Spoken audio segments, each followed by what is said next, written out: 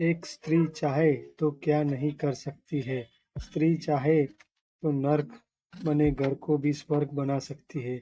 आज की कहानी बुद्धिमान बहू की है, जो अपनी बुद्धि से क्या करती है। इस कहानी को पूरा देखें ताकि आपके सभी दुख दूर हो जाए, ऐसी समझदारी आप में भी आ जाए।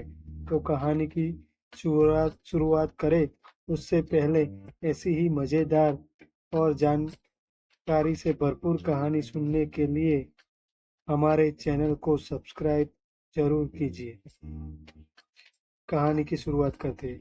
छत्तीसगढ़ के एक छोटे से गांव में एक नामचीन हवेली थी, जिसे लोग काले पत्थरों की हवेली कहते थे। यह हवेली दशकों से बंद थी और लोग इसे भूतहा मानते थे। गांव के बुजुर्गों के अनुसार हवेली के मालिक ठाकुर प्रताप सिंह अपनी मौत के बाद वहीं के वहीं लापता हो गए थे। तब से हवेली में कोई नहीं गया। गांव के बाहर ही एक नई बहू अनुराधा अपने पति और ससुराल वालों के साथ रहती थी। अनुराधा पढ़ी लिखी, साहसी और बुद्धिमान थी। उसने शादी के बाद से गांव की पुरानी कहानियां सुननी शुरू की। सबसे ज्यादा रोमांच उसे काले पत्थरों की हवेली की कहानी सुनकर हुआ। एक दिन गांव के कुछ चरवाहे हवेली के पास से गुजर रहे थे, तब उन्होंने अंदर से किसी के चीखने की आवाज सुनी। यह खबर पूरे गांव में आग की तरह फैल गई। लोग और भी ज्यादा डरने लगे, लेकिन अनुराधा को यह घटना कुछ अजीब सी लगी। उसने सोचा, अगर हवेली में भूत है तो ये चीखे क्यों? उसने अपने पति दीपक से इस बारे में बात की। दीपक ने उसे समझाने की कोशिश की कि गांव के लोग सही कह रहे हैं और हवेली में जाना खतरे से खाली नहीं है। लेकिन अनुराधा का मन नहीं माना। उसने ठान लिया कि वह इस रहस्य का पर्दाफाश करेगी। एक रात जब पूरा गांव सो रहा था, अनुराधा ने चुपके से हवेली में जाने का निर्णय लिया। उसने अपनी टॉर्च और कुछ जरूरी सामान लिया और हवेली की तरफ निकल पड़ी। हवेली तक पहुंचते ही ठंडी हवा ने उसका स्वागत किया। दीवारों पर जमी काई और टूटी फूटी खिड़कियां उसे और डरावनी लग रही थी। हवेली के अंदर कदम रखते ही उसे लगा कि कोई उसे देख रहा है। उसके कानों में धीमे धीमे फुसफुसाहटें गूंजने लगी, लेकिन वह घबराई नहीं। उसने अपने दिमाग को शांत रखा और चारों ओर ध्यान से देखना शुरू किया। हवेली के अंदर कमरे में बड़े और खाली थे। अचानक उसकी नजर एक कमरे के कोने में रखी लकड़ी की पुरानी अलमारी पर पड़ी। अलमारी के दरवाजे पर एक अजीब सी आकृति खुदी हुई थी।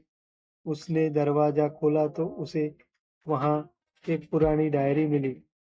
उसने डायरी पढ़नी शुरू की। यह ठाकुर प्रताप सिंह की डायरी थी।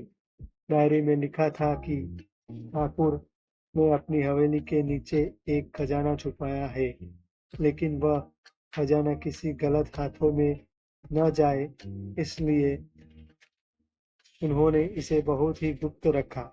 उन्होंने अपनी मौत से पहले हवेली में एक सुरंग बनाई थी, जो सीधे उस खजाने तक जाती थी। डायरी पढ़ते ही अनुराधा को यह समझ आ गया कि हवेली की सारी अजीब घटनाओं के पीछे भूत नहीं बल्कि खजाने का लालच हो सकता है। डायरी के अनुसार हवेली के तहखाने में एक गुप्त दरवाजा था। अनुराधा ने वह दरवाजा खोज निकाला और अंदर घुस गई। सुरंग में घुप अंधेरा था, लेकिन अनुराधा ने हिम्मत नहीं हारी। जैसे ही वह आगे बढ़ी, उसे किसी के कदमों की आवाज सुनाई दी। वह छिप गई और देखा कि दो आदमी सुरंग में जा रहे थे। उनके पास हथियार थे और वे खजाने की बातें कर रहे थे।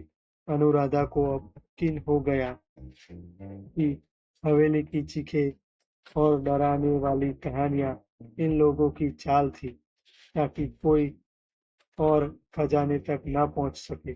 अनुराधा ने तय किया कि वह इन लोगों को रंगे हाथ पकड़ेगी। वह चुपके से बाहर निकली और गांव के मुखिया और अन्य लोगों को जगाकर सारी बात बताई। पहले तो लोग विश्वास नहीं कर पाए, लेकिन अनुराधा ने जब ठाकुर की डायरी और सुरंग का रहस्य बताया, तो सब उसके साथ चलने को तैयार हो गए। गांव के कुछ साहसी लोग पुलिस को भी साथ लेकर हवेली पहुंचे। अनुराधा ने उन्हें सुरंग का रास्ता दिखाया। जैसे ही वे अंदर पहुंचे, उन्होंने उन दोनों चोरों को खजाने के साथ पकड़ा। पता चला कि ये चोर शहर से आए थे और गांव के डरपोक स्वभाव का फायदा उठाकर खजाने को निकालने की कोशिश कर रहे थे। पुलिस ने खजाने को जब्त कर लिया और गांव वालों को आश्वासन दिया कि इसे सरकार की देखरेख में रखा जाएगा। गांव वालों ने अनुराधा के साहस और बुद्धिमानी की खूब प्रशंसा की। मुखिया ने इसे गांव की साहसी बहू का खिताब दिया। अनुराधा के कारण न सिर्फ हवेली का रहस्य सुलझा, बल्कि गांव के लोग अब हवेली से डरना भी बंद कर चुके थे। यह कहानी इस बात का उदाहरण बन गई है कि साहस और बुद्धिमानी से बड़े रहस्य का पर्दा उठाया जा सकता है। दोस्तों, ऐसी ही मजेदार और रसप्रद कहानियां सुनने के लिए हमारे चैनल को सब्सक्राइब जरूर कीजिए।